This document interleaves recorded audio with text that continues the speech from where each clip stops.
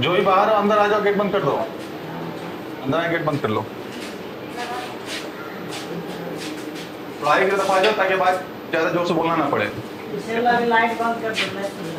ठीक है।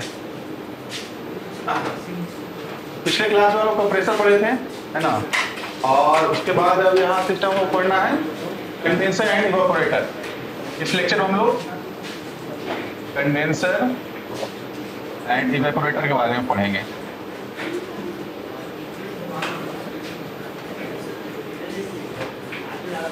दोनों के बारे में ब्रीफ इंट्रोडक्शन यही है। जहां भी एग्जाम में अगर कंडेंसर और ऑडिबल हो, सुनाई दे रही है तो ठीक है। जहां भी एग्जामिनेशन में कंडेंसर और इवेपोरेटर के बारे में पूछा जाता है तो सबसे पहले डिफिनेशन लिखोगे कि both are heat exchanger.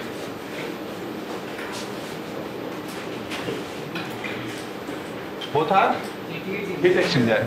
Heat exchanger में क्या होता है, दो फ्लूइड है, दो फ्लूइड के टेम्परेचर डिफरेंस होता है और दोनों फ्लूइड में टेम्परेचर डिफरेंस की वजह से हीट का फ्लो होता है। उसमें हमारा एक जो फ्लूइड है वो डिजायर्ड फ्लूइड होता है जिसके टेम्परेचर को हम बढ़ाने या घटाना चाहते हैं। ठीक है, अब हमारा जो डिजायर्ड फ्लूइड है उसको टेम्परेचर को बढ़ाना चाह रहे हैं, टेम्परेचर को घटाना चाह रहे हैं, उसके हिसाब से हम लोग क्लासिफाई करते हैं कंडेंसर और इवेपोरेटर। जो हमारा डिजायर्ड फ्लूइड है, डिजायर्ड फ्लूइड को अगर टेम्परेचर को डाउन करना हो यानी कि अगर कूल करना हो तो कूल करने का हमारा कंडेंसर में होता है। ठीक है, हमारा जो डिजायर्ड फ्लूइड है उसको अगर हीट करना हो, उसका टेम्परेचर बढ़ाना हो तो उसका काम इवेपोरेटर में होता है।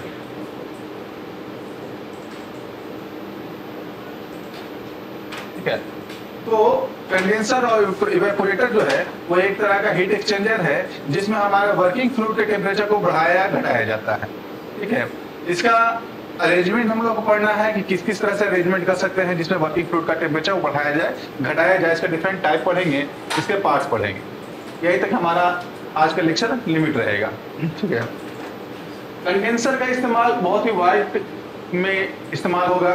कंडेंसर का इस्तेमाल हम लोग जब पढ़ते हैं स्टडी में तो इसका रेफ्रिजरेशन सिस्टम में भी कंडेंसर का इस्तेमाल होता है और पावर प्लांट में भी इसका कंडेंसर का इस्तेमाल होता है। पावर प्लांट के बारे में पढ़े होंगे तो पावर प्लांट में भी कंडेंसर का इस्तेमाल होता है। इसमें रैंकाइन साइकिल जो पढ़े होंगे, रैंकाइन साइकिल में जो टरबाइन के बाद फ्लूइड जो डिस्चार्ज होता है टरबाइन से वो कंडेंसर में जाता है। कंडेंसर में उसका टेम्परेचर डाउन किया जाता है, कूल किया जाता है। उसके बाद फिर उसको कंप्रेसर में डालते हैं, कंप्रेसर के बाद फिर से उसको बॉयलर में डालते हैं। अब बॉयलर से जाके वहाँ स्टीम में चेंज करता है और स्टीम को फिर से हम लोग टरबाइन पे इम्पैक्ट कराते हैं। टरबाइन घूमता है, टरबाइन घूमने की वजह से हमको पावर आउटपुट मिलता है और वो टरबाइन से जो रिजेक्ट होकर स्टीम आता है फिर उसको कंडेंस करते हैं। इस तरह से साइकिल चलता है और इसी साइकिल को हम लोग रैंकिन साइकिल कहते हैं। पढ़े होंगे तुम लोग, ठीक है, पावर इंजीनियरिंग में। तो वहां भी कंडेंसर का इस्तेमाल पड़ता है और हम लोग वेपर कंप्रेसर रेफ्रिजरेशन सिस्टम में भी कंडेंसर का इस्तेमाल होता है। ठीक है, कंडेंसर का प्लेस कहाँ पे होता है, कंप्रेसर से जो एग्जिट निकलता है। ठीक है, और इसी में कहाँ पे लगा होता है, ठीक है, तो इसमें रेफ्रिजरेंट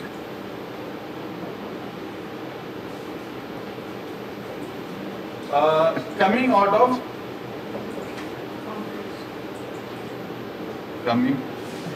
ऑफ कंप्रेसर।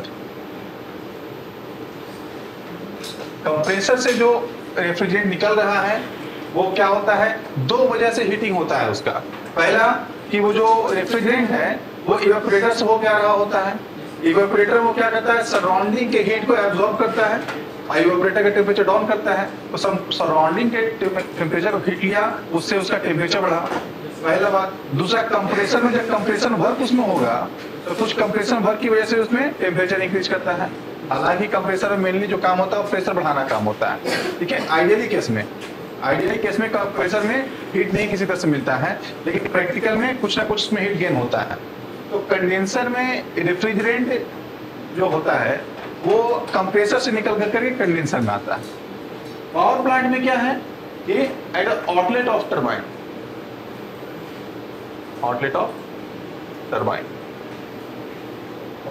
टरबाइन के आउटलेट से जो निकलता है फ्लूइड वो जाकर करके कंडेंसर में जाता है, कंडेंसर में जाकर करके कूल होता है। उसके बाद इवेपोरेटर जो हम लोग कंपोनेंट देखेंगे, तो इवेपोरेटर जो कंपोनेंट है वो एक्सक्लूसिवली इस्तेमाल होता है हमारा रेफ्रिजरेशन साइकिल। रेफ्रिजरेटर में। इवेपोरेटर के बारे में फिर से हम लोग थोड़ा डिटेल में पढ़ेंगे, अभी हम लोग फोकस करते हैं सिर्फ कंडेंसर पे, ठीक है। तो ये कंडेंसर का टाइप हो गया। अब देखो वर्किंग फ्लूइड क्या है, रेफ्रिजरेशन साइकिल में जो कंडेंसर में कूलिंग होता है वो किसका होता है, रेफ्रिजरेंट का होता है। रेफ्रिजरेंट का टेम्परेचर बढ़ता है। पावर प्लांट में हमारे कंडेंसर में किसका कूलिंग होता है जनरली, वाटर का। टरबाइन से जो आउटलेट आता है वो वाटर फॉर्म में आता है, वो स्टीम टरबाइन के इनलेट पे होता है, टरबाइन के इनलेट पे स्टीम होता है, और जब आउटलेट पे टरबाइन का होता है वहां पे हमारा वाटर होता है। देखो इसका एक सिंपल सा छोटा सा में ही रैंकिन साइकिल बनाते हैं, पीएच डायग्राम।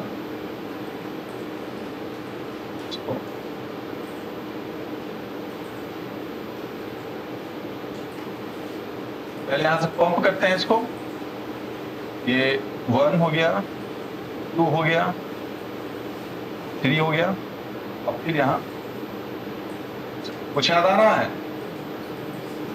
इस तरह का। ये रैंकिन साइकिल है, कौन साइकिल है, रैंकिन साइकिल। तो रैंकिन साइकिल में ये जो कंपोनेंट है वो कौन सा कंपोनेंट है, टरबाइन। यही से तुमको वर्क आउटपुट मिलता है। ये जो वर्क इनपुट हो रहा है ये पंप का हो रहा है, कंप्रेसर का हो रहा है, बटन भाई कंप्रेसर, ठीक है ना। ये कंपोनेंट कौन सा है, बॉयलर, ठीक है। बॉयलर में क्या होता है, हीट ऐड किया जाता है, हीट इनपुट होता है। अब बॉयलर से जो स्टीम में चेंज कर गए, यहाँ पे बॉयलर का देखो इनलेट पे क्या है, यहाँ पे वाटर है, लिक्विड फेज है, और इसके आउटलेट में क्या है, सैचुरेटेड स्टीम है, वेपर है, और इसको और गर्म करते हैं, यहाँ पे सुपर हीटेड स्टीम बन जाता है। तो सुपर हीटेड स्टीम जो है वो टरबाइन का इनलेट का काम करता है, और टरबाइन से इनलेट के बाद स्टीम जो आता है यहाँ पे आएगा स्टीम में, तो सैचुरेटेड स्टीम बनता है। या फिर जनरली इसका इनपुट हम यहाँ पर रखते हैं, हल्का सा पुराना हो। फिर यहाँ पे कंडेंसर में इनपुट होता है, कंडेंसर में कूल होता है, फिर कूल होकर पंप होता है, दैट्स ऑल, ये काम है। यहाँ पर आप लोग बहुत डिटेल में देख चुके हैं VCRs को, वेपर कंप्रेशन रेफ्रिजरेशन साइकिल में ये कंडेंसर काम है। यानी कि मेनली हमको जो है हीट एक्सचेंज कराना है, और हीट एक्सचेंज किसमें कराना है, दो फ्लूइड के बीच में। तो दो फ्लूइड को अगर हम लोग वर्किंग मीडियम मानेंगे, देखो अगर वर्किंग फ्लूइड के हिसाब से अगर क्लासिफाई करोगे,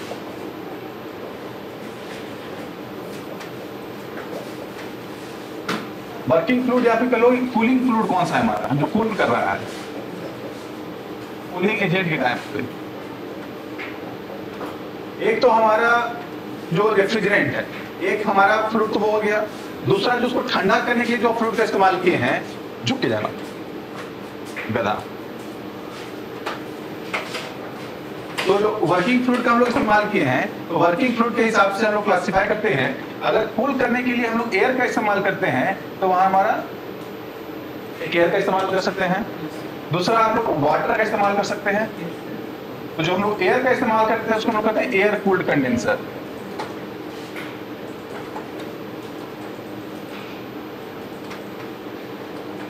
अच्छा, वाटर का इस्तेमाल करते हैं तो उसको हम लोग कहते हैं water cooled condenser.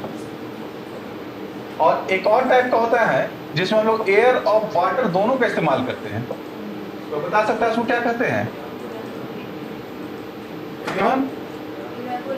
Evaporative condenser कहते हैं।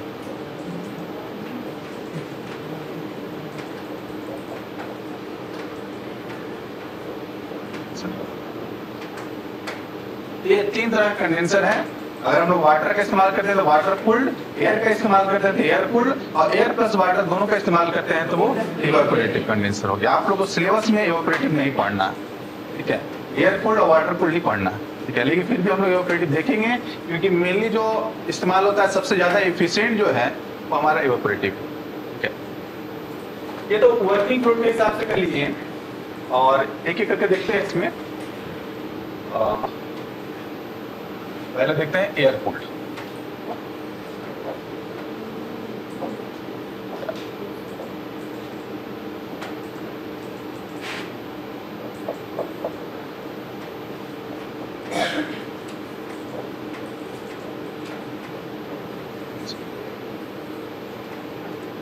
तो एयर कूल कंडीशन क्या है? Air as cooling agent.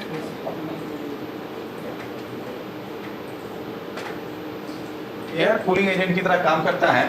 और इसको जो क्लासिफिकेशन करते हैं, अगर इसका क्लासिफिकेशन इस तरह से कर सकते हैं हम लोग कंस्ट्रक्शन के हिसाब से। तो कंस्ट्रक्शन से मेनली इसको दो टाइप में क्लासिफाई कर सकते हैं लोग। एक होता है प्लेट टाइप और दूसरा होता है पिन टाइप।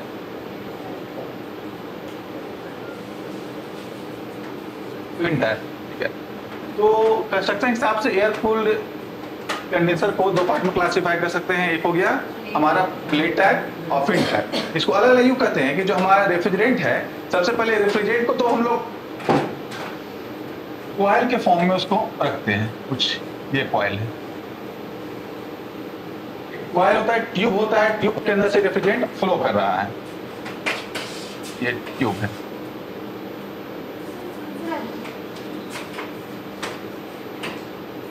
एक ट्यूब में रेफ्रिजरेंट इन हो रहा है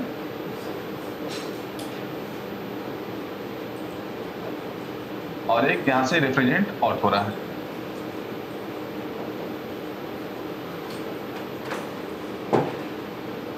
इसके सराउंडिंग में एयर है, ठीक है।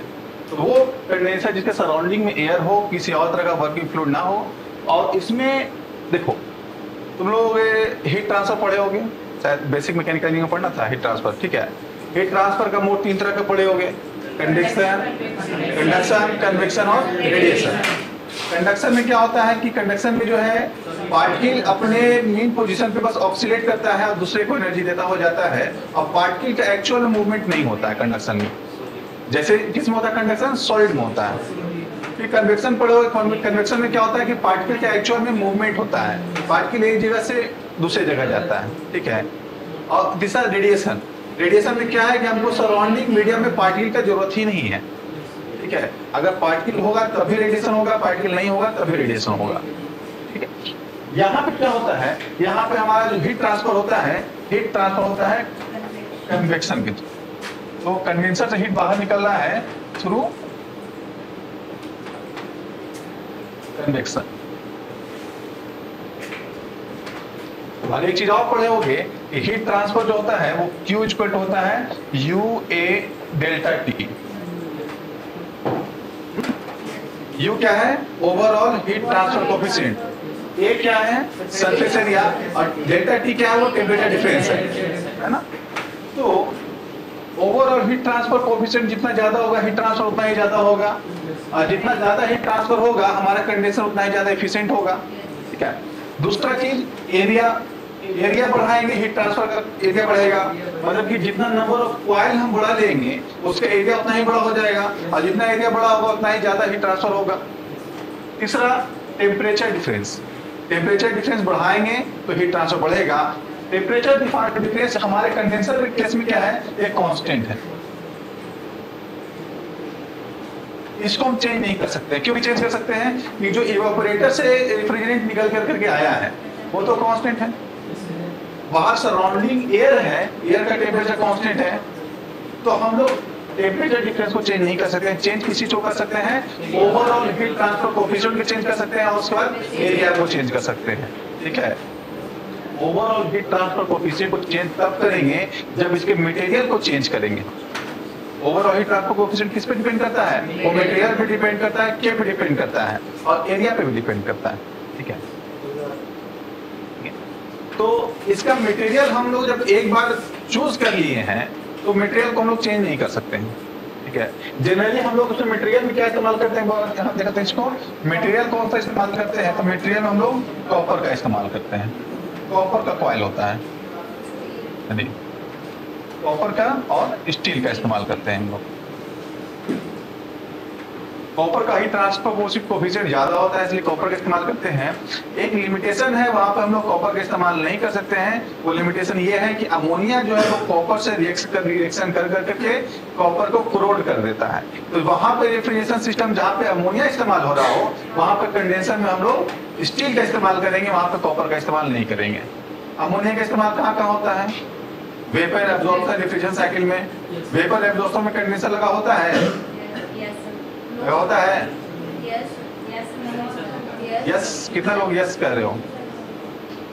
बाकी लोग नो वाले हो? बाकी लोग नो वाले? तो पढ़ लेना फिर से, ठीक है। वेपर एब्जॉर्प्शन में हम लोग कंप्रेसर नहीं लगाते हैं, कंप्रेसर को रिप्लेस करते हैं एब्जॉर्बर से, पंप से, जनरेटर से।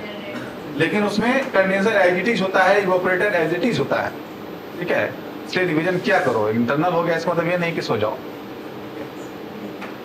और इलेक्ट्रोलक्स में, इलेक्ट्रोलक्स में वर्किंग फ्लूइड जो होता है अमोनिया होता है कि नहीं होता है? होता है। तो हम लोग वेपर अब्जॉर्प्शन में या फिर इलेक्ट्रोलक्स में जो इस्तेमाल करेंगे कंडेंसर, कंडेंसर का मेटल क्या होगा, मटेरियल क्या होगा? स्टील होगा। हम लोग कॉपर का इस्तेमाल नहीं करेंगे। तो यहाँ भी overall heat transfer coefficient limited हो गया किसी से? मटेरियल से। मटेरियल हम लोग डिसाइड कर लिए कि मटेरियल अगर स्टील रहेगा या कॉपर रहेगा तो यू डिसाइड हो गया। हमारा चेंज क्या आएगा? ए का चेंज आएगा। एरिया को चेंज कर सकते हैं। नंबर ऑफ कॉइल बढ़ा देंगे तो उसका एरिया बढ़ जाएगा, surface area. Number of coil भी बढ़ाने का एक लिमिटेशन है, कितना कॉइल बढ़ा दो कॉस्ट आ जाएगा अच्छा खासा, ठीक है। या फिर जो हमारा रेफ्रिजरेटर है, रेफ्रिजरेटर का स्पेस भी लिमिटेड है, उसको बहुत ज्यादा नहीं बढ़ा सकते। तो इसमें क्या करते हैं, इसको सरफेस को हम लोग एक्सटेंड करते हैं। और सरफेस को एक्सटेंड करने का जो तरीका होता है वो कहलाता है फिन कहलाता है। फिन होता है और प्लेट होता है। इसको यूं कर सकते हैं कि जो कॉइल को एक प्लेट के ऊपर फिक्स कर सकते हैं, ठीक है। एक प्लेट हो, अब प्लेट में जो है कॉइल को हम लोग लपेट दिए हैं, तो ये टाइप का जो कंडेंसर कहलाएगा वो प्लेट टाइप कंडेंसर कहलाएगा, ठीक है। प्लेट के ऊपर में हमारा कंडेंसर कॉइल रहेगा तो वो हमारा प्लेट टाइप कंडेंसर कहलाएगा, ठीक है।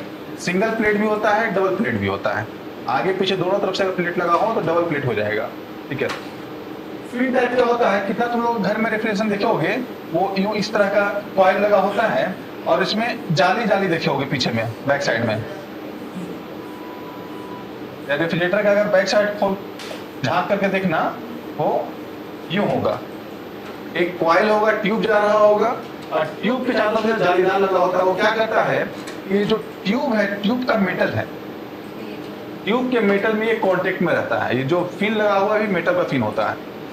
तो अब जो है पहले ट्यूब का एरिया इतना था, अब ट्यूब के एरिया में इंक्रीमेंट हो गया। अब जो है कंडक्शन के थ्रू अगर टेम्परेचर चेंज होगा तो वो सारे में टेम्परेचर फैलेगा। तो हम लोग दो तरह से कॉइल का सरफेस एरिया बढ़ाते हैं, एक प्लेट अटैच करके बढ़ाते हैं और एक फिन अटैच करके बढ़ाते हैं। और उसी तरह से हम लोग कंडेंसर को क्लासिफाई करेंगे, एक plate type air cooler air cooled condenser हो जाएगा और एक फिन टाइप एयर कंडेंसर हो जाएगा, ठीक है। उसी तरह से नंबर ऑफ ट्यूब के हिसाब से हम लोग चेंज करते हैं, तो नंबर ऑफ ट्यूब के हिसाब से चेंज करेंगे।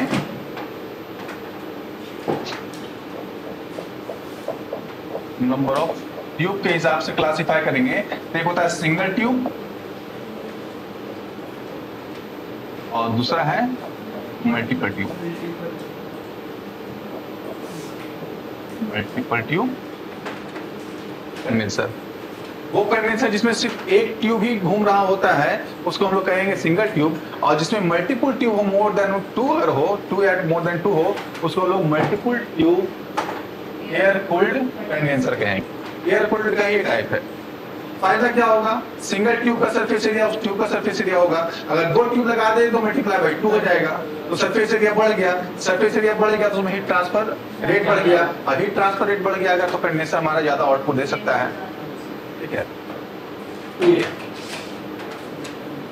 सिंगल ट्यूब अगर रहेगा तो उसका साइज छोटा रहेगा, मल्टीपल टाइप का जो है साइज हमारा बढ़ जाएगा, कॉम्प्लेक्सिटी बढ़ जाएगा।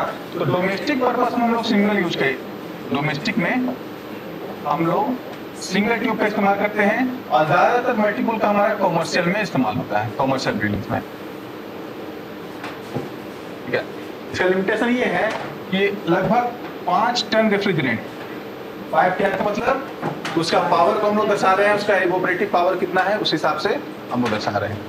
ठीक है, तो लगभग अप टू 5 टन रेफ्रिजरेंट के लिए हम लोग सिंगल ट्यूब का इस्तेमाल करते हैं। अब उससे ज्यादा कैपेसिटी का अगर आ गया तो हम लोग मल्टीपल ट्यूब का इस्तेमाल करेंगे।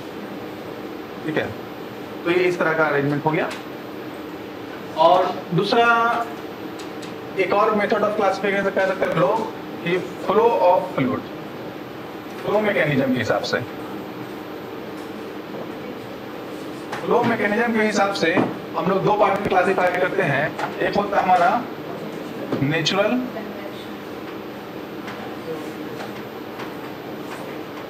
कन्वेक्शन टाइप और दूसरा होता है फोर्स्ड कन्वेक्शन।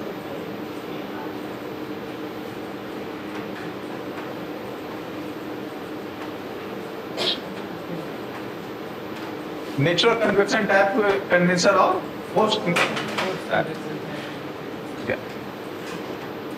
दोनों क्या होता है, तुम लोग कन्वेक्शन पढ़े होगे अगर अच्छा से, तो कन्वेक्शन 2 प्रकार का होता है। एक फ्री कन्वेक्शन होता है, एक फोर्स्ड कन्वेक्शन होता है। पढ़े हो? नहीं पढ़ोगे, तुम लोगों का सिलेबस में है ही नहीं। तो नेचुरल जो फ्री कन्वेक्शन होता है, फोर्स्ड कन्वेक्शन होता है, वही यहाँ पे अप्लाई होता है नेचुरल कन्वेक्शन टाइप और फोर्स्ड कन्वेक्शन टाइप में। देखो थोड़ा शॉर्ट में इसको हम बताते हैं नेचुरल कन्वेक्शन टाइप क्या होता है।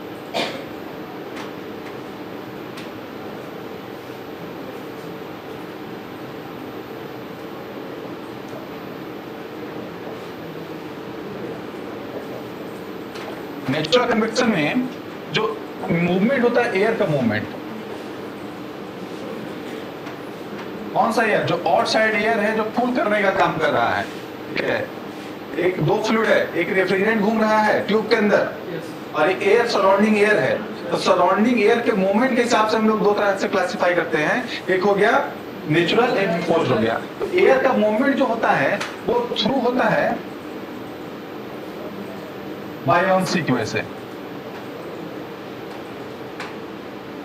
Through buoyancy. बायोंसी क्या है? बायोंसी एंड इसको कह सकते हैं हम लोग डेंसिटी डिफरेंस। डेंसिटी डिफरेंस की वजह से बायोंसी आता है। होता यूं है कि देखो, जब कोई हीटिंग सरफेस है उसमें बाहर से ठंडी हवा आई, ठीक है, तो उससे मिलने पे उसका टेम्परेचर बढ़ जाएगा। ठीक है, और जो गर्म हवा होता है उसका वेट जो है वो कम होता है, वो ठंडे हवा के हिसाब से। तो जो एयर हीट हो गया, हीट होने के बाद एयर ऊपर की तरफ जाएगा, तो नीचे का जगह खाली करेगा तो नीचे भी ठंडा हवा आएगा। तो इस तरह का जो मूवमेंट है वो हमारा नेचुरल कन्वेक्शन में आता है, उसको हम लोग नेचुरल कन्वेक्शन कहते हैं। और वही बायोंसी होता है इफेक्ट कि जो गर्म हो गया, गर्म होने के बाद उसका डेंसिटी क्या हो गया, कम हो जाएगा। कम डेंसिटी वाला ऊपर की तरफ जाएगा और ठंडा हवा नीचे है, उसका ज्यादा डेंसिटी है, वो नीचे की तरफ रहेगा। तो एयर का मूवमेंट नीचे से ऊपर ऑटोमेटिक होता है। क्यों होता है? वो बायोंसी की वजह से, वो डेंसिटी डिफरेंस की वजह से। वो कहां से आता है? वो हीटिंग की वजह से आता है। तो इस तरह का अगर मूवमेंट, एयर का मूवमेंट हो रहा हो, तो हमारा कहलाएगा नेचुरल कन्वेक्शन टाइप। ठीक है, तो नेचुरल कन्वेक्शन टाइप का जो हीट ट्रांसफर कोएफिशिएंट होता है वो लेस होता है। जो का मतलब overall heat transfer coefficient, overall heat transfer coefficient is less. ठीक है, और जब लेस होगा तो ये हमारा ज्यादा सरफेस एक्वायर करेगा। इसमें सरफेस एरिया लार्ज चाहिए हमको।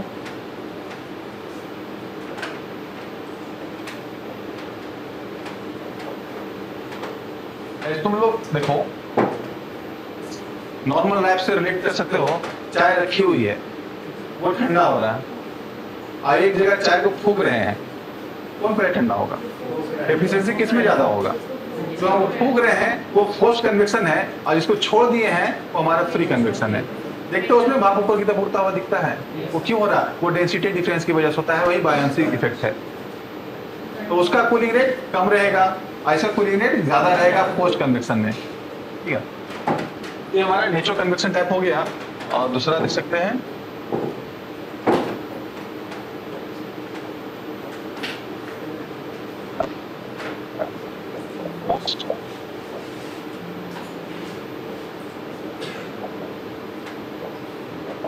इसमें क्या होता है, इसमें जो एयर का मूवमेंट होता है, एयर मूवमेंट,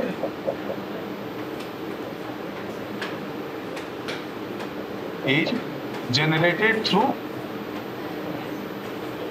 फैन। फैन के थ्रू हम लोग इसमें एयर का मूवमेंट को जनरेट करते हैं, और एयर का मूवमेंट जब जनरेट करते हैं तो इसमें जो कन्वेक्शन का टाइप होता है वो फोर्स कन्वेक्शन होता है, और फोर्स कन्वेक्शन का heat transfer coefficient natural convection से हमेशा ज्यादा होता है। तो इसमें जो है फास्ट कूलिंग होगा, faster rate of heat transfer.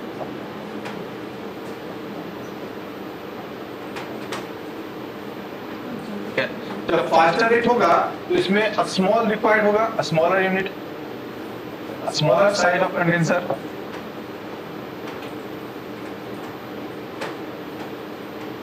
सुन भाई, अगर इस तरह से एग्जाम में पूछता है कि नेचुरल टाइप कंडेंसर और पोस्ट कन्वेक्शन टाइप कंडेंसर, दोनों के बीच में डिटेल लिखने के लिए 3 नंबर से ज्यादा में नहीं पूछा जाएगा, और इसमें इतना डिस्क्रिप्शन देना काफी है।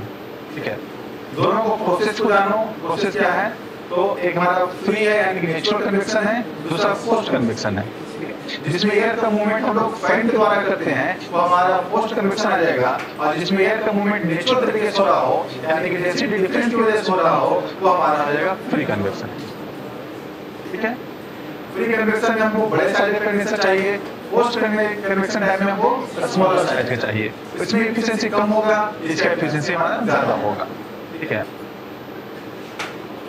दोनों का लिमिटेशन है, इसमें हमको पावर रिक्वायरमेंट ज्यादा होगा, इसमें हमको फैन लगाना पड़ेगा, उसमें फैन लगाना नहीं पड़ेगा। क्या इसमें नॉइज ज्यादा होगा, उसमें नॉइज नहीं होगा।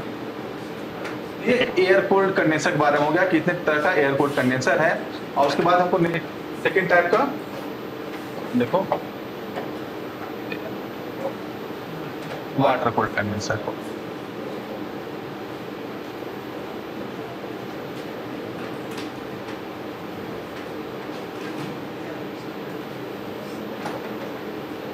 वाटर कूल्ड कंडेंसर में क्या है, हमारा जो वर्किंग मीडियम है, water as a working medium इस्तेमाल करते हैं हम लोग। वाटर है कूलिंग एजेंट, और वाटर जब कूलिंग एजेंट की तरह काम करेगा तो इसमें क्या होगा, फास्टर हमारा heat transfer rate is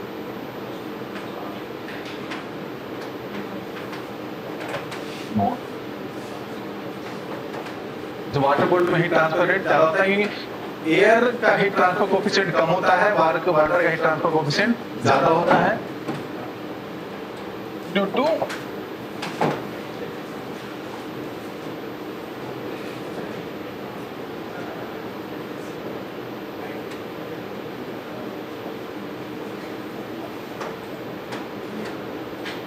water.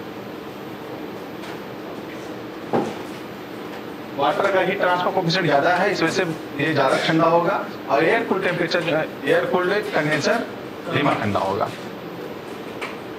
इसको अरेंजमेंट के हिसाब से, टाइप्स ऑफ अरेंजमेंट के हिसाब से क्लासिफाई करते हैं।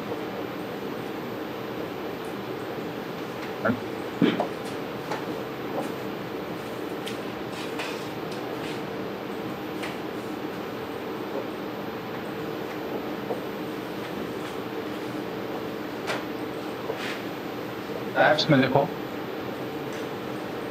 3 तरह का ये होता है। एक अरेंजमेंट होता है ट्यूब इन ट्यूब, दूसरा होता है शेल एंड ट्यूब, और तीसरा होता है शेल एंड कॉइल।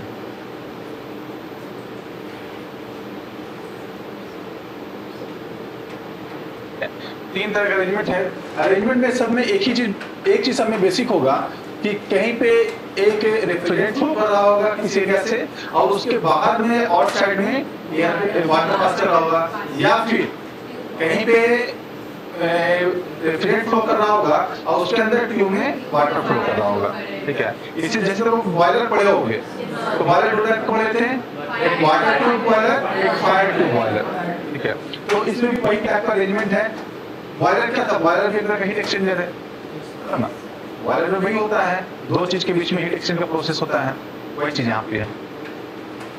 तो एक एक करके अरेंजमेंट इसका देखते हैं।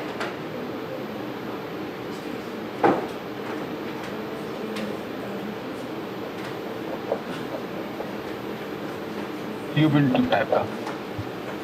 बहुत ही सिंपल कंस्ट्रक्शन है। कंस्ट्रक्शन ध्यान रखना, ये 3 टाइप का कंस्ट्रक्शन ज्यादातर चांस बनता है कि वाटर ट्यूब का ही पूछा जाए, वाटर का ही पूछा जाए, वाटर टाइप का। तो इसमें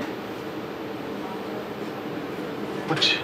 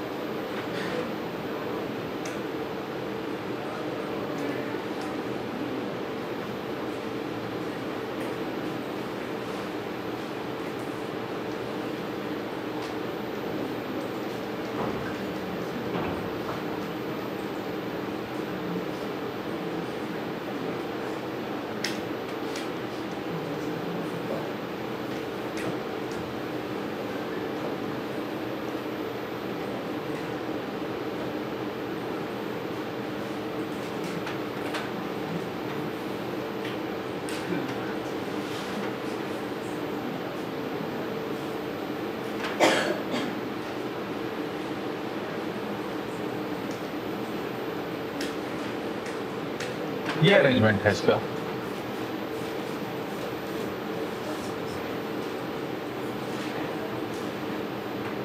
इसमें क्या करते हैं कि ट्यूब में वाटर की एक ट्यूब है और ये भी लार्जर ट्यूब है। एक लार्जर ट्यूब के अंदर में स्मॉलर ट्यूब को पास कराते हैं, इसका नाम देते हैं ट्यूब इन ट्यूब। 2 तरह ट्यूब लेते हैं, एक ट्यूब में वाटर का फ्लो होता है और एक ट्यूब में रेफ्रिजरेंट एक तरह से इंटर करता है। रेफ्रिजरेंट इन किया, यहाँ पे रेफ्रिजरेंट ऑन हुआ, यहाँ पे वाटर इन, वाटर आउट।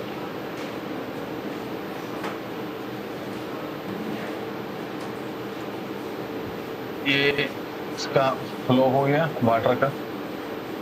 देखो रेफ्रिजरेंट कहाँ से कहाँ फ्लो कर रहा है, रेफ्रिजरेंट यहाँ आ रहा है, वाटर कॉन्टेक्ट में, पूरे वाटर कॉन्टेक्ट में गया, यहाँ से मूवमेंट यहाँ होगा, यहाँ से तो वाटर के देखो यहाँ पे यूं गया, फिर यूं गया, फिर यूं गया। तो इसको वाटर और रेफ्रिजरेंट के फ्लो के हिसाब से इसको फर्दर हम लोग 2 पार्ट में क्लासिफाई कर सकते हैं। एक होता है पैरेलल फ्लो, एक counter flow. Parallel flow condenser और दूसरा काउंटर फ्लो।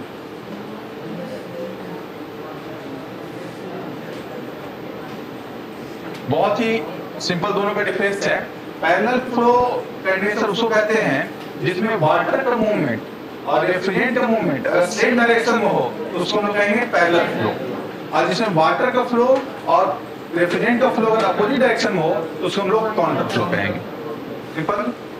इसी तरह का इससे मतलब किस तरह का फ्लो हो रहा है, पैरेलल फ्लो हो रहा है। वाटर का फ्लो है तो इसमें रेफ्रिजरेंट भी इधर ही फ्लो कर रहा है, फिर इसमें आया, फिर रेफ्रिजरेंट इस तरह इधर की तरफ फ्लो किया, जब वाटर इस तरफ की जा रहा है तो फिर यहाँ वाटर का मूवमेंट इधर की है, रेफ्रिजरेंट का मूवमेंट इधर है, इसको हम लोग कहेंगे पैरेलल। लेकिन सपोज है रेफ्रिजरेंट का इधर से कराते हैं और रेफ्रिजरेंट को और इधर से कराते हैं, तब किस तरह का हो जाएगा। तो दोनों का कंस्ट्रक्शन लगभग सेम है, डिपेंड करता है कि आप आउटलेट इनलेट किसको चुन रहे हैं। ठीक है, तो ट्यूब इन ट्यूब टाइप कंडेंसर में हम लोग 2 तरह का है, एक पैरेलल फ्लो है, counter flow.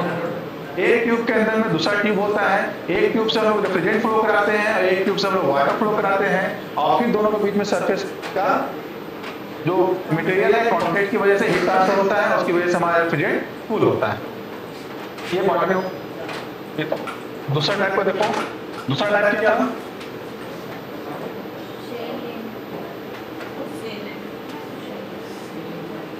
Shell and tube.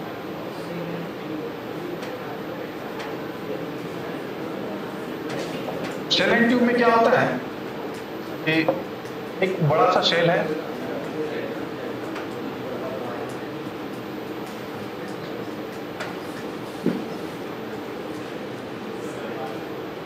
और इसमें ट्यूब का अरेंजमेंट लगा हुआ है, एक ट्यूब,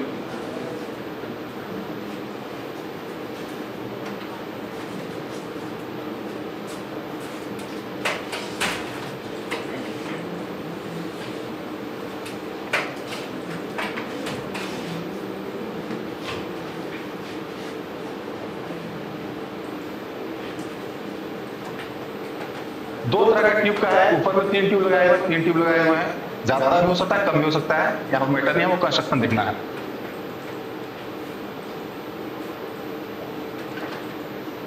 ये इस तरह का इसका एक रफी डायग्राम बनाया है, एग्जाम में तुम लोग इस तरह से ऐसे ही बनाओगे, टाइम नहीं होता है कि बहुत ज्यादा सजा के बनाने जाओगे।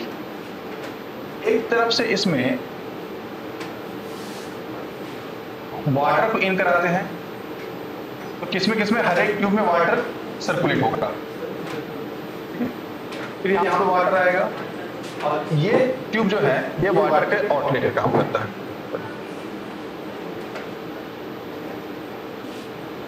यहाँ से water out, water in and water out. ऊपर में स्पेस होता है जहां से हम लोग रेफ्रिजरेंट को इन कराते हैं, और यहाँ पे से रेफ्रिजरेंट आउट। तो नाम से ही कंस्ट्रक्शन इसका आपको क्लियर माइंड में आ जाएगा। एक बड़ा सा शेल होगा और शेल के अंदर में ट्यूब लगा होगा, ट्यूब के अंदर में वाटर का फ्लो हो रहा है और शेल के अंदर में रेफ्रिजरेंट का फ्लो हो रहा है। ठीक है, इसमें जो रेफ्रिजरेंट का फ्लो हो रहा है वो किस तरह हो रहा है, पैरेलल हो रहा है कि काउंटर हो रहा है? ना पैरेलल हो रहा है ना काउंटर हो रहा है, इसमें क्रॉस फ्लो हो रहा है। ठीक है, DLP टाइप का फ्लो होता है, ना पैरेलल और काउंटर, उसमें क्रॉस फ्लो। ठीक है, तो ये इस तरह का होगा शेल एंड ट्यूब। कंस्ट्रक्शन बनाना है, इसके बारे में डिटेल डिस्क्रिप्शन तो अपने मन से लिख ही सकते हो। इसमें जो है एक सेल होता है, सेल के अंदर में ट्यूब होता है, एक तरफ से वाटर का एंट्री कराते हैं, वाटर आउटलेट कराते हैं, ये सब अपने से बात बना लेना। ठीक है, तीसरा टाइप का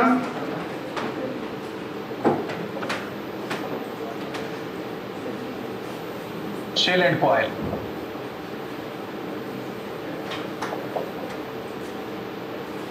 shell and coil just similar, इसमें भी एक बड़ा सा शेल होगा हमारे पास,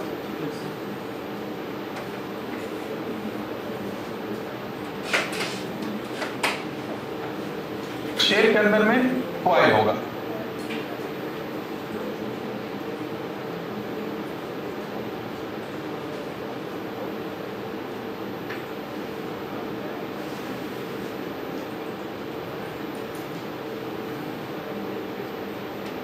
देखे फायदा,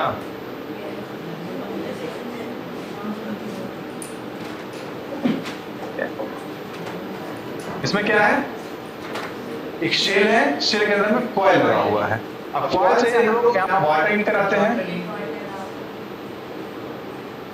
इन एंड वाटर आउट, और उसमें एक एंड से यहाँ रेफ्रिजरेंट इन होता है और यहाँ रेफ्रिजरेंट आउट हो गया। ठीक है, ये अरेंजमेंट है वाइट टाइप का। ठीक है, 3 तरह का अपना अरेंजमेंट है, एक हमारा tube and tube, shell and tube and shell and coil. ये 3 तरह का वाटर कूल्ड रेफ्रिजरेंट है, एक वाटर कूल्ड कंडेंसर है, और हमारा एयर कूल्ड कंडेंसर था, ये 2 तरह का हो गया। दोनों के बीच में डिफरेंस पूछा जाता है। ठीक है, अक्सर पूछेगा तुम्हारा एयर कूल्ड और वाटर कूल्ड में डिफरेंस। तो सबसे पहला डिफरेंस देखो दोनों में, एडवांटेज डिसएडवांटेज कितने में देख सकते हो, और पतला हो गया। एयर कूल्ड कंडेंसर और दूसरा हमारा वाटर कूल्ड हो गया।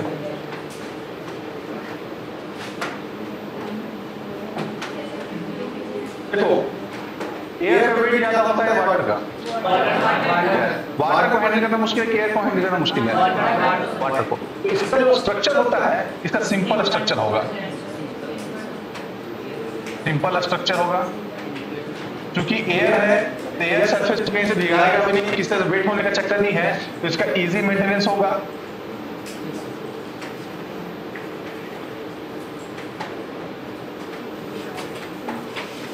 अब सिंपल स्ट्रक्चर होगा तो यहाँ पे लो कॉस्ट भी होगा साथ में।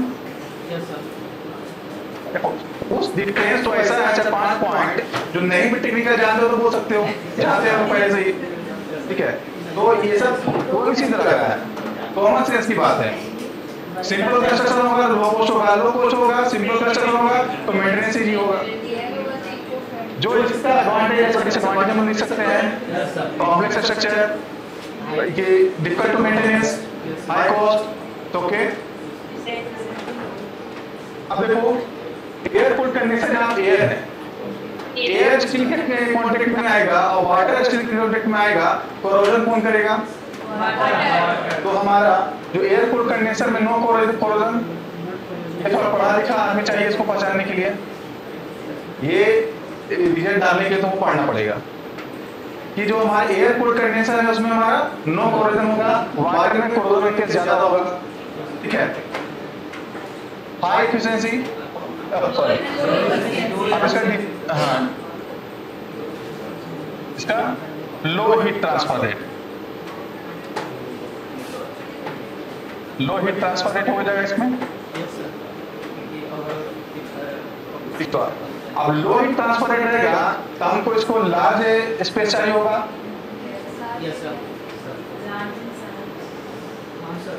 क्या लार्ज स्पेस नीडेड क्या, और लार्ज स्पेस चाहिए होगा। एक और डिफरेंस इसमें क्या हो सकता है, हाँ एयर कूल्ड में देखो हम लोग फैन का इस्तेमाल कर रहे थे, ठीक है। जब फैन का इस्तेमाल करेंगे तो इसका नॉइजी ऑपरेशन हो जाएगा,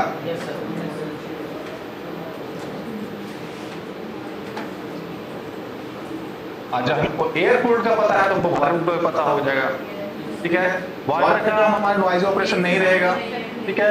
इसमें लेस स्पेस रिक्वायरमेंट होगा, इसको डिटेल में एक्सप्लेन करना है चीजों को।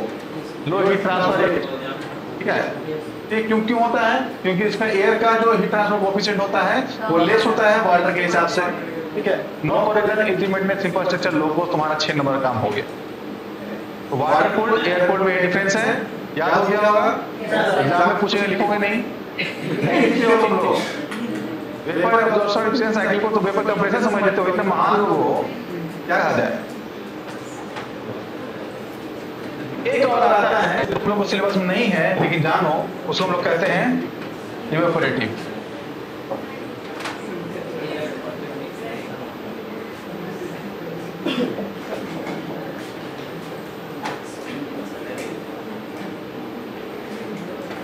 इवेपोरेटिव क्या करता है?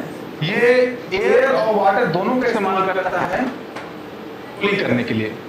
इसमें इवोपरेशन इसमें होकर करके कूलिंग होता है। इवोपरेशन क्या कहते हैं, किसको कहते हैं? लिक्विड को गैस में चेंज करने को हम लोग इवोपरेशन कहते हैं, ठीक है। तो इसमें जो लिक्विड ड्रॉपलेट तो हमारा जो है वेपर में चेंज करेगा, और जब कोई लिक्विड वेपर में चेंज करता है तो उसको चेंज करने के लिए क्या चाहिए? लैटेंट हीट ऑफ वेपराइजेशन चाहिए ना। तो जब वेपराइजर चेंज करेगा वेपर में तो अपने साथ में लैटेंट हीट ऑफ वेपराइजेशन को लेकर के ऊपर जाता है, और जब हीट को लेकर जाएगा तो नीचे का सराउंडिंग मीडियम कूल हो जाएगा। तो बस वही इसका प्रिंसिपल है इवेपोरेटिव कंडेंसर में। समझ में? इवेपोरेटिव कंडेंसर किस पर काम करता है? On the principle of evaporation of water, ठीक है। इसमें क्या करता है कि वाटर अपने साथ में लैटेंट हीट ऑफ इवेपोरेशन को लेकर के चल जाता है, जब अपना कैरी कर जाता है, जब उसका फेज चेंज होता है। तो अब फेज चेंज कैसे होता है उसको हम लोग यहाँ पे सेटअप में देखते हैं। उसमें क्या होता है, हम लोग एक एयर वॉशर का इस्तेमाल करते हैं। ये इस तरह का स्ट्रक्चर है,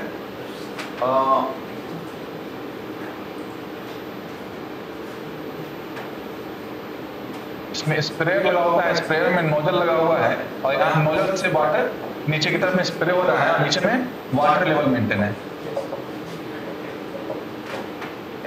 वाटर को यहाँ से यहाँ पंप किया जा रहा है, पंप के थ्रू, ठीक है। पंप से वाटर आ रहा है और यहाँ पे एयर का आउटलेट है,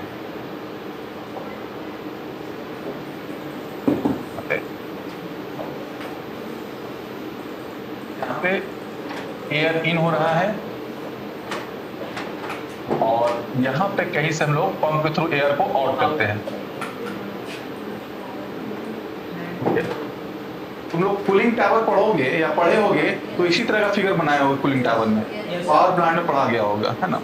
तो कूलिंग टावर में वाटर को स्प्रे करते हैं, एक तरफ से एयर इंटर करता है, एक तरफ से एयर बाहर करता है, ठीक है। इसको भी दो पार्ट हम लोग क्लासिफाई करते हैं कि नेचुरल ड्रॉप और दूसरा मैकेनिकल ड्रॉप। मैकेनिकल ड्रॉप को दो पार्ट में क्लासिफाई करते हैं, एक इंड्यूस्ड ड्रॉप होता है, ड्रॉप होता है, और दूसरा फोर्स ड्राफ्ट होता है। अगर फैन को यहाँ पे लगा दिए तो फोर्स ड्राफ्ट, यहाँ पे फैन को लगा दिए ऊपर के लिए तो इंड्यूस ड्राफ्ट होता है।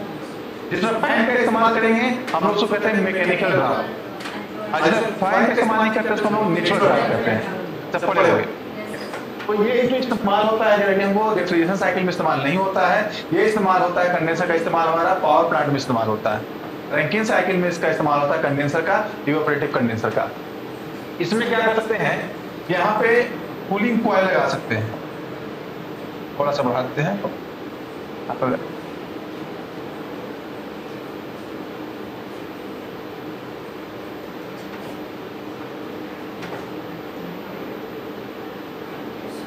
यहाँ पे रेफ्रिजरेटर को इन किए और इसमें रेफ्रिजरेंट को आउट किया कर, या हीटेड वाटर जो भी हो।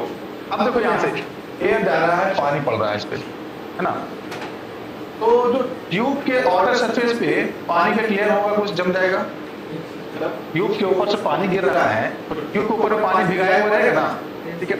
यहाँ से एयर इन कर रहा है, एयर क्या करेगा कि जो स्मॉल वाटर ड्रॉपलेट आ रहा है, वाटर ड्रॉपलेट को अपने साथ में इवोपरेट कर जाएगा, ठीक है। तो जब वाटर इवोपरेट करेगा तो इसको ऊपर के एयर जो वाटर है, वाटर को इवोपरेट करेगा तो वाटर अपने साथ में लेटेंट हीट ऑफ वेपराइजेशन को भी लेकर के कैरी करेगा, ऊपर की तरफ जाएगा। तो जब हीट लेकर के चला गया तो वही तो हमको हीट इसमें से निकालना है।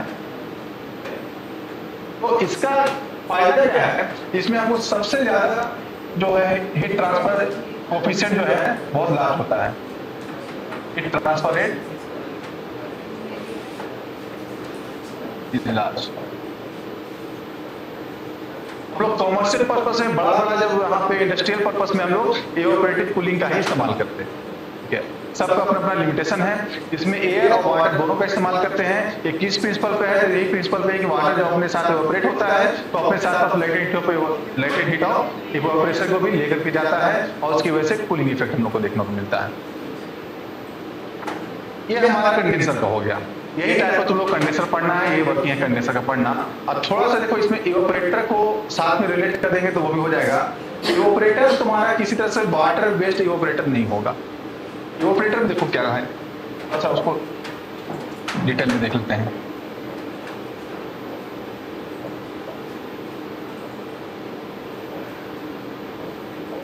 इवेपोरेटर क्या है, कहीं पे हमारे क्लोज स्पेस होगा जनरली, ठीक है। इवेपोरेशन का काम वही सोना है, यही क्लोज स्पेस को हमको कूल करना है। यहां से हीट हमको बाहर की तरफ निकालना है, ठीक है। तो इसमें हम लोग वाटर का इस्तेमाल नहीं करेंगे, ज्यादातर जो इसमें इस्तेमाल होगा वो एयर कूल ही रहेगा। या कूलिंग जो हो रहा है, कूलिंग हमारा हो रहा है यहाँ पे रेफ्रिजरेंट की वजह से, रेफ्रिजरेंट बाहर की तरफ फ्लो करेगा। तो इसमें हम लोग जस्ट उसको लिख सकते हैं इवेपोरेटर को एयर इवेपोरेटर। अच्छा कंस्ट्रक्शन के हिसाब से भी लिख सकते हैं दो पार्ट में, एक हमारा फिन टाइप हो गया और दूसरा प्लेट टाइप हो गया। इसमें भी सेम रहेगा, इवेपोरेटर का में कॉइल में रेफ्रिजरेंट जाएगा और उसमें प्लेट से अटैच किए हुए तो प्लेट टाइप हो गया और फिन से अटैच किए हुए तो फिन टाइप का हो गया। नॉर्मली जो डोमेस्टिक रेफ्रिजरेटर में हम लोग प्लेट टाइप का इस्तेमाल करते हैं, ठीक है। प्लेट टाइप का हो गया। एक चीज लास्ट में इसको मल्टीपल ट्यूब सिंगल ट्यूब भी कर सकते हो, single tube evaporator multiple tube evaporator, ठीक है। और इसमें फोर्स ड्राफ्ट इंड्यूस्ड ड्राफ्ट, जो एयर कूल्ड कंडेंसर है वही टाइप इसका भी रहेगा इस जगह पे। वाटर कूल्ड टाइप का हम लोग इस्तेमाल नहीं करते हैं डोमेस्टिक पर्पस में जनरली, क्या। एक चीज और ध्यान दो, घर में देखते होंगे कि जो फ्रीजर है, फ्रीजर को ऊपर में होता है नीचे में नहीं होता है, क्यों? क्यों? जो भी फ्रिज उठाओगे सभी में ऊपर की तरफ रहता है फ्रीजर, नीचे क्यों नहीं रहता? जो इवेपोरेटर का सेक्शन है मेनली ऊपर वाला, ये समझो। नीचे क्यों नहीं रहता? नीचे भी तो रख सकते हैं फ्रीजर। एग्जैक्टली, जब ऊपर में रहेगा रेफ्रिजरेटर इवेपोरेटर रहेगा तो यहाँ पर क्या होगा, जो स्पेस होगा वो कूल होगा, वो ठंडा होगा। ठंडा हवा का डेंसिटी ज्यादा होगा, वो नीचे की तरफ आएगा। नीचे जो गर्म हवा रहेगा वो ऊपर की तरफ आएगा। ऊपर में रेफ्रिजरेटर अगर लगाते हैं, फ्रीजर लगाते हैं, तो नीचे भी ठंडा हवा फिरता जाएगा, ये नीचे को भी कूल करता हो जाएगा। अगर नीचे ही लगा देंगे तो नीचे कूल किया हुआ हवा ऊपर की तरफ तो नहीं जाएगा। इसलिए हम लोग कहीं भी डोमेस्टिक पर्पस में या घर में कहीं देखोगे तो वो इसी तरह का रहता है। और कुछ अगर ध्यान है रेफ्रिजरेटर में तो बताओ कंडेंसर किस तरह का इस्तेमाल करते हैं हम लोग डोमेस्टिक में? फीड टाइप, कुछ देखोगे तो प्लेट टाइप का भी दिखेगा। नया जो आ रहा है देखना पीछे में तुमको वो ट्यूब वगैरह नहीं दिखेगा, प्लेट ही दिखेगा पीछे में, है ना। और एक चीज देखो, फ्रिज को कहा जाता है कि थोड़ा सा दीवार से घसका के लगाओ। क्यों कहा जाता है? क्योंकि वो एयर कूल्ड है, एयर का मूवमेंट चाहिए। अगर कम दोनों के बीच में स्पेस रहेगा तो एयर का मूवमेंट वहां पर रिस्ट्रिक्टेड हो जाएगा, वहां पर कम रह जाएगा। इसलिए हम उसको डिस्टेंस को बढ़ा देते हैं ताकि जो एयर का सर्कुलेशन वो ज्यादा मात्रा में होगा, और ज्यादा मात्रा में सर्कुलेशन होगा तो वो कूलिंग बेहतर होगा। वरना कंडेंसर हमारा काम नहीं कर पाएगा अगर दीवार से सटा के रख देंगे तो। यही था हम लोग का कंडेंसर और इवेपोरेटर के बारे में, ठीक है। ये बहुत ज्यादा इंपॉर्टेंट टॉपिक नहीं पड़ता है, तुम लोग इंपॉर्टेंट टॉपिक जो पड़ता है वो पड़ता है कंप्रेसर पड़ता है, और अगला हम लोग सेक्शन जब पढ़ाएंगे तुम लोग एक्सपेंशन डिवाइस, वो ज्यादा इंपॉर्टेंट है, इसमें कंडेंसर ज्यादा इंपॉर्टेंट है, ठीक है। चलो आज क्लास को यहीं पे करते हैं।